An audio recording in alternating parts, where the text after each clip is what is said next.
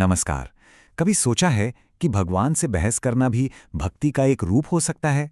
आज हम दो बहुत ही दिलचस्प कहानियों के जरिए एक भक्त और भगवान के बीच के इस रिश्ते के दो बिल्कुल अलग-अलग पहलुओं को समझने वाले हैं।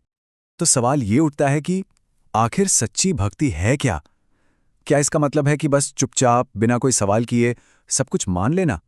या फिर क्या ये एक ऐसा रिश्ता हो सकता है जिसमें हम अपनी बात रखें, अपनी मांगे भी रखें?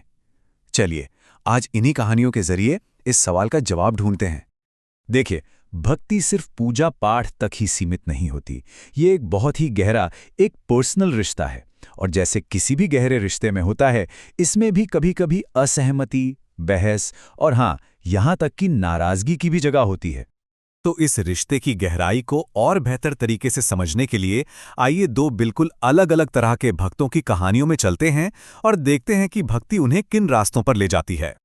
तो चलिए, हमारी पहली कहानी है एक ऐसे पुजारी की जिसकी आस्था इतनी पक्की है कि उसका भगवान से रिश्ता भी बहुत निजी और सच्चा है।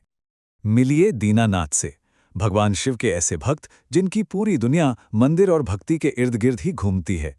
उनका भगवान से रिश्ता इतना गहरा है कि वे कभी-कभी एक छोटे बच्चे की तरह उनसे रूठ भी जाते हैं। और यहीं पर हमें उनकी आस्था की गहराई का अंदाजा होता है। जब उनकी पत्नी अपनी बेटी की शादी को लेकर परेशान होती हैं, तो दीनानाथ का बस एक ही जवाब होता है, सब कुछ भगवान शिव पर छोड़ दो। ये दिखाता है उनका भगवान पर अटूट, बिना शर्त वाला विश्वास। लेकिन बहुत जल्द ही उनकी इस आस्था की एक असली परीक्षा होती है। बेटी की शादी को सिर्फ 2 दिन बचे हैं और घर में न तो कोई तैयारी है न पैसा। जाहिर है उनकी पत्नी उमा की चिंता बढ़ती जा रही है। और जरूरतें भी कोई छोटी मोटी नहीं थीं। उनकी पत्नी ने जो जरूरी सामान की लिस्ट बनाई थी ना, वो 1 या 2 पन्ने की नहीं, सोचिए पूरे 8 पन्नों की लिस्ट थी। अब ऐसे में दीनानाथ ने क्या किया? उन्होंने वो पूरी की पूरी लिस्ट उठाई और जाकर सीधे भगवान शिव के चरणों में रख दी। और फिर जो हुआ वो किसी चमत्कार से कम नहीं था। एक अनजान सेठ लिस्ट का सारा सामान लेकर दीनानाथ के दरवाजे पर आ पहुंचा। दीनानाथ को यह समझने में एक पल भी नहीं लगा कि ये कोई और नहीं बल्कि खुद भगवान शिव ही उनकी मदद के लिए आए हैं। दीनानाथ का अपने भगवान से रिश्ता इतना मजबूत था कि वो उनसे जिद करने का भी हक रखते थे। वो मंदिर में जाकर बैठ गए और ऐलान कर दिया, जब तक भगवान शिव खुद मेरे साथ बारात में नहीं चलेंगे, मैं यहां से नहीं हिलूंगा। सोचिए, ये भक्ति की कैसी असाधारण मांग थी। अच्छा, अब एक नजर डालते हैं दूसरी कहानी पर और मिलते हैं एक ऐसे भक्त से जो अपनी आस्था का इस्तेमाल बिल्कुल ही अलग मकसद के लिए करता है। ये है बृजपाल। वो भी भगवान शिव का भक्त है, पर उसकी भक्ति का अंदाज एकदम अलग है।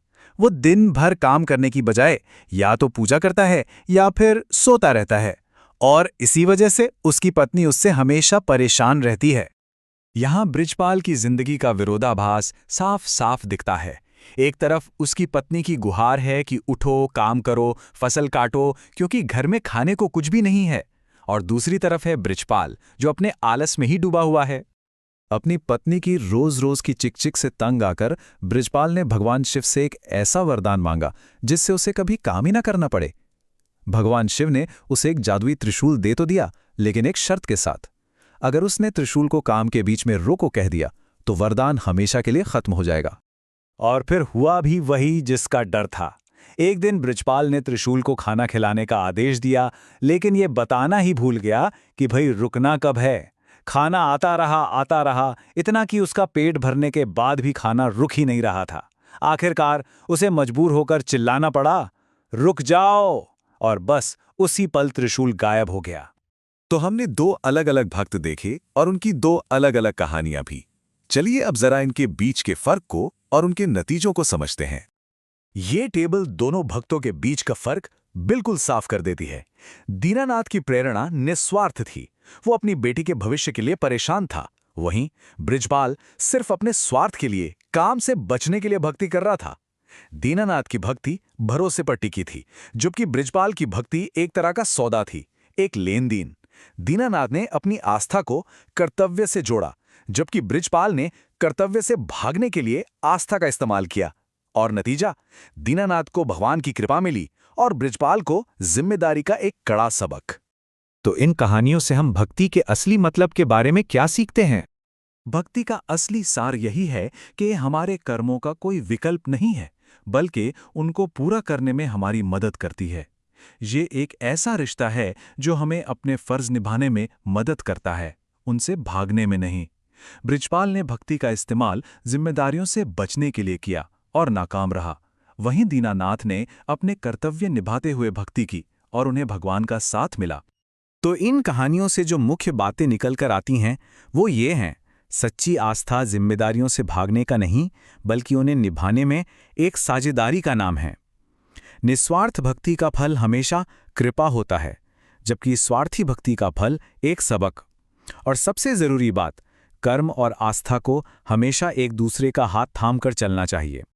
और आखिर में एक सवाल जो हम सबको सोचना चाहिए, आज की इस भाग दौड़ भरी दुनिया में हम सब इन दोनों में से किसके ज्यादा करीब हैं?